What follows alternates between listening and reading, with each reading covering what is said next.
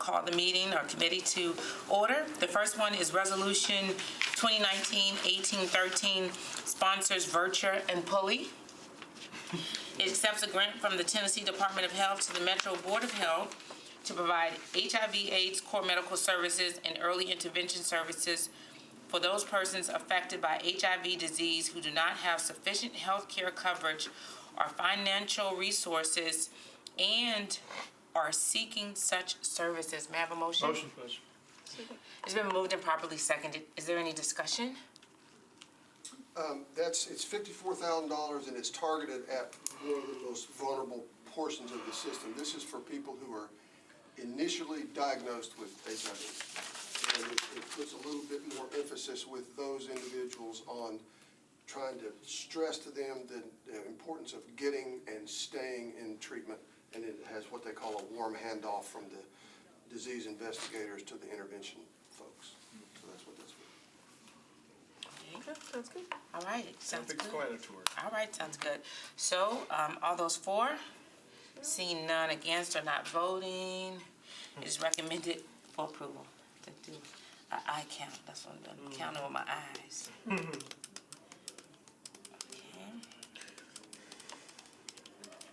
Thank everyone for being here and everyone's so busy. Resolution 2019-1814 sponsors Virture, Pulley, and Allen. It accepts a Healthy Built Environment grant from the Tennessee Department of Health to the Metro Board of Health to purchase and plant trees in conjunction with the Root Nashville project to promote and support healthier living environments. May I have a motion? So moved. Thank you. Moved and properly seconded. Is there any discussion? So just a note about that. The health department gave us that's $20,000. And we ran that through the Health and All Policies Group, which we convene monthly, which is 7 or 8, 10, 12 different departments. We come together and try to convey the importance of taking health into consideration whenever they do things like the public works, the libraries. They could be made, health decisions are made by every department in the government. And so we tried to focus that money in the most equitable way we could focus it. And what they decided to do was go to Root Nashville and try to put trees in some of the places that need them worst. Okay. I need them the most. Yeah, Yeah, I'd like we're to gonna do some. gonna see some more up in my area. I understand. So that's good. All right, sounds good. No more questions, comments? Okay, we're ready to take a vote. Seeing none against, none not voting, it is recommended to the full body for approval.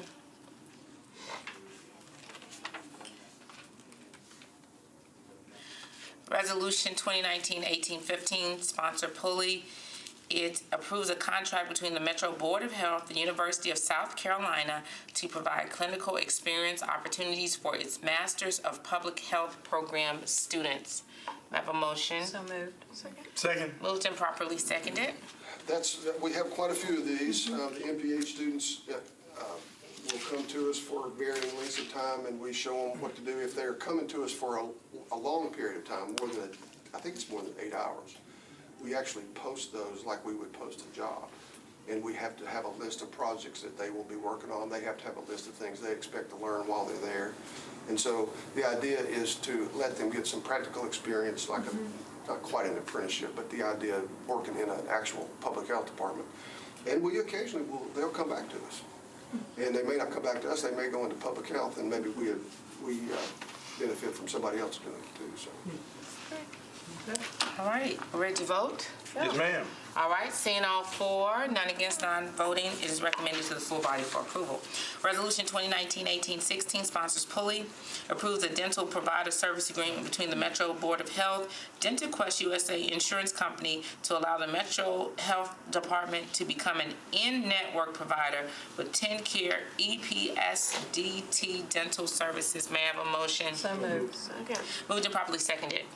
We've had that contract for at least 18 years, but it was with a different vendor, and TennCare changed their vendor from, I think it was Delta Dental to DentaQuest, and when they did that, we had to redo the contract. So this allows us to bill TennCare. All right.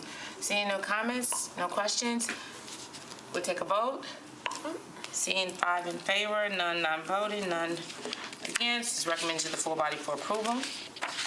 Next one is Resolution 2019-1870, sponsors Virtue and Pulley, accepts a presumptive eligibility services grant from the Tennessee Department of Health to the Metro Board of Health to provide prenatal presumptive eligibility program enrollment assistance to pregnant women with TennCare and Cover Kids applications. May I have a motion? So moved. Properly seconded? Yeah. Pregnancy is an eligibility factor for TennCare. The process used to be that if a lady came in to get a pregnancy test and it was positive, we would give her a slip of paper basically that said you are presumptively eligible for TennCare, although she was not at that point enrolled. Over time, the doctors stopped taking that presumptive eligibility because too many of the women never got actually enrolled in TennCare, and that presumptive eligibility was only good for 45 days. So the doc said, we're not going to take on a patient that's going to be uninsured in 45 days. So what these people, the state is paying us to have people who will on-site at the time enroll these women in TennCare so that they don't have to fall into that gap. This is an ongoing program, right? You've done this before? Yes, we've been doing this for a couple, 3 years now. They pay us up to, I think that it allows us up to like $206,000 a year, and they pay us $100 per enrollment. That's good. Let me ask a question, if I might. Is there someone from TennCare, an enroller, on site No, all the time? they're our employees. So they are your folks, and they are trained by TennCare? Probably, yeah. Okay. Yeah. Might be through Family and Children's Services because they do a lot of training for TennCare enrollment, so. Well, these folks are trained specifically for this purpose. Yeah. We have another lady that comes to Lentz that enrolls people in Affordable Care Act plans. But these folks are trained specifically for For that, Medicaid. okay. Okay, we're ready to vote. All right, seeing none against, none not voted, is recommended to the full body for approval. Next one is Resolution 2019-1818, sponsors Virtue and Pulley, approves Amendment D to the grant from the U.S. Environmental Protection Agency to the Metro Board of Health to fund an ongoing program to protect air quality to achieve established ambient air standards and protect human health. May I have a motion? So moved. Moved and properly seconded. It seems like we do this one quite often. Yeah. We're doing a lot with ambient air. It seems like every other day. We're big fans of good ambient air. Yeah. The reason we have to do so many of these, you're right, you do see these a lot. So there's the PM 2.5. Was this PM 2.5, did you say? Or is this the other one? This This is is the Amendment number D. D, Award D? Yes. That's the more generalized air quality. Ozone is our big issue generally. But the reason you see so many of these is that it's federally funded. They're multi-year grants. Metro puts in its match whenever the grant renews for whatever period it is. It's a part of our operating budget. It shows up every time they need to come up. But the feds can only pay us when they've got a budget in place, which is not all the time. So if they pass a continuing resolution, it's good for 3 months, they'll send us 3 months worth. Okay, gotcha. All right, are there any questions or comments? No, ma'am. All right, we're ready to vote. Yeah. Seeing all in favor, none against, none not voted, is recommended to the full body for approval. Resolution 2019-1819, sponsors Sledge, Rosenberg, and others, expresses support for the Metro Board of Health's resolution on immunizations. May I have a motion? So moved. You Moved and got, properly seconded. do we got letters or whatever from the sponsor? I'm on it. I'm on it. Oh, you're Okay, on. great, yep. So we got some sponsors Sponsors? here. Yeah, I like it. All right. Sponsors in the house. Yes, And thank you for doing that. I appreciate the board is very pleased. yes. All right. Thank you. Okay, all right. So how many for? Definitely the sponsors. All right, seeing none against, is recommended to the full body for approval. All right, we have one last one. Hey, we just did your resolution. Oh, thanks. Yep, luckily you had some sponsors here. They wanted to defer your bill. I said, no. Just joking. It's sensational. It was quite fun.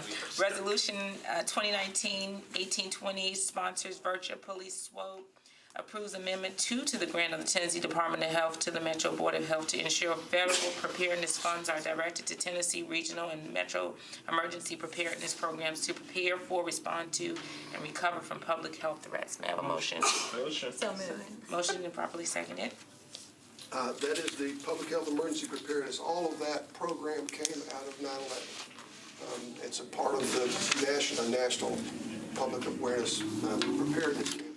The idea being you want to be able to respond quickly, and they wanted to push down the ability to do that from the federal level to the locality so that you can respond to emergencies of various kinds. They were very active in the flood, for instance. They were active for flu.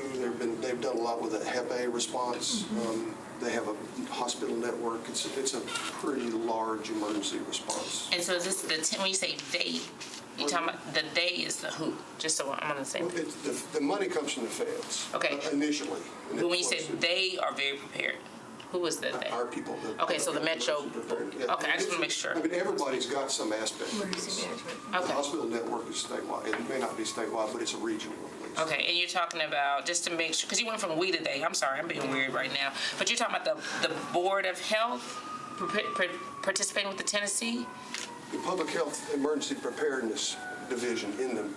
Okay, I just want to make sure, because you said they, and it just, I don't know, just sometimes I get weird like that. Okay, all right, so, Yeah. all right. Seeing everyone in favor, six none on that against, none not voting. Yes, we have 6. It is recommended to the full body for approval. Thank you so much. I have if I can ask Mr. Sharp a question. Sure, go ahead. 2 weeks ago, it was discussed about the current legislation that's on third reading regarding the Tennessee walking horses. And this group asked about the fiscal impact, and you had said at that meeting that as long as you didn't have to handle it, that you were okay with it. And I think during the last 2 weeks, some of that information has changed. Can you let us know where you are on that? Yeah, so if you recall, and I don't gainsay Council Lady Murphy's or Mr. Swafford's assurances that we would not be required to enforce it. I think they believe that to be the case, but what the lawyers tell me is that's not the case. It is in our section of the code, if somebody calls MAC and says, hey, there's a sword horse, or I saw something that's prohibited by this ordinance, we have to respond to that. And so what we are hopeful we'll be able to do is make a reasonable stab at what that would cost.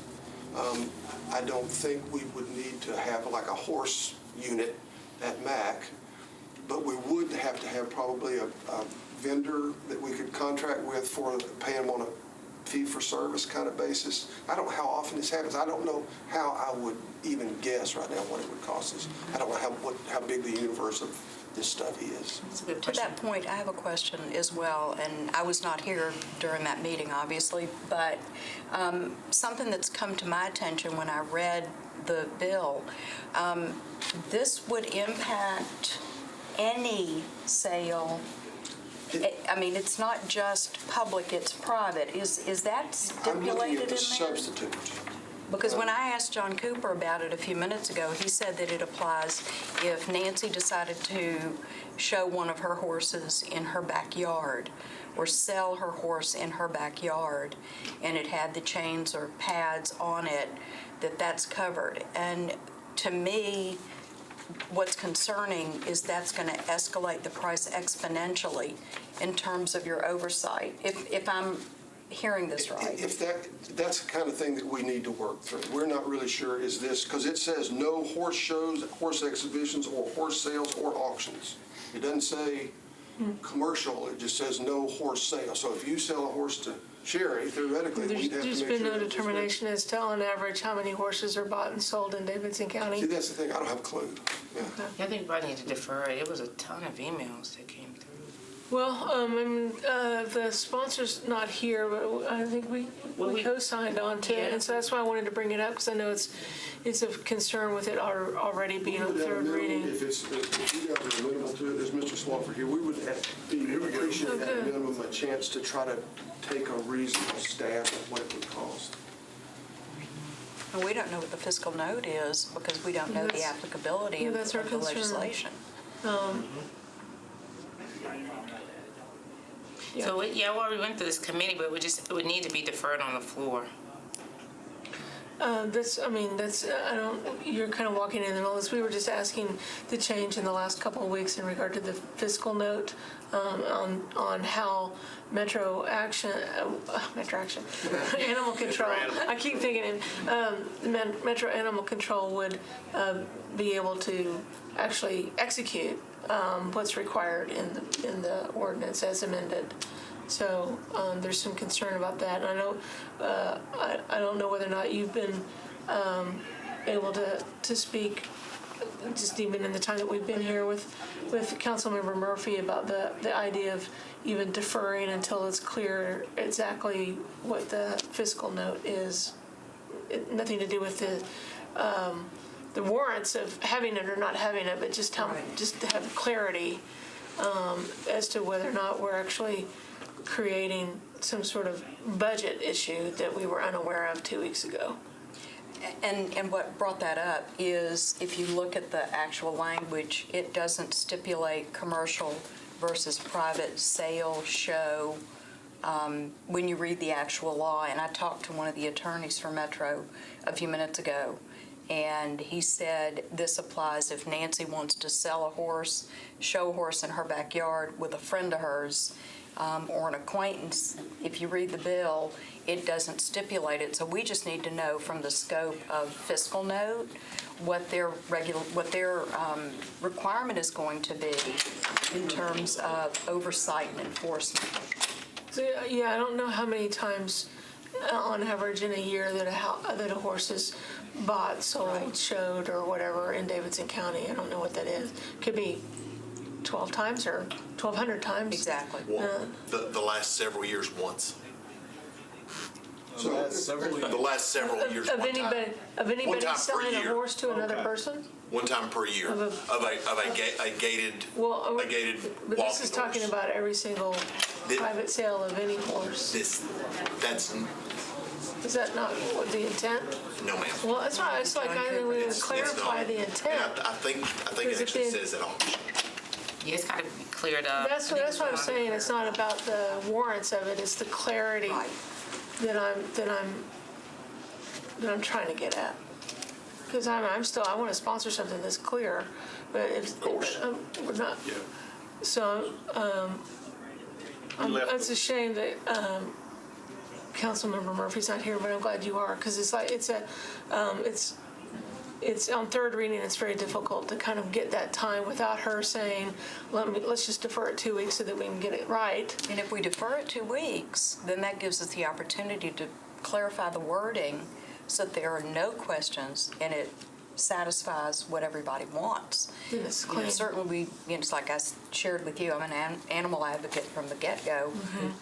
But if we're not mindful of the unintended consequences because we may have left out the word commercial, then maybe we need to make sure that we nail that down before we pass something that we may be sorry from a fiscal perspective. And I'm not sure even that, I may even want to offer an alternative in the form of a resolution, so that it's a non-binding resolution as far as how it happens, so that it's clear that in Davidson County, this is how we want our horses treated, and that we make it clear that that's how we want it to happen, but there's no fiscal note involved in it. So if there's an alternative, there's time to be able to do that. So I could co-sponsor that with you in a so I just, heartbeat. because I think all the right things are happening.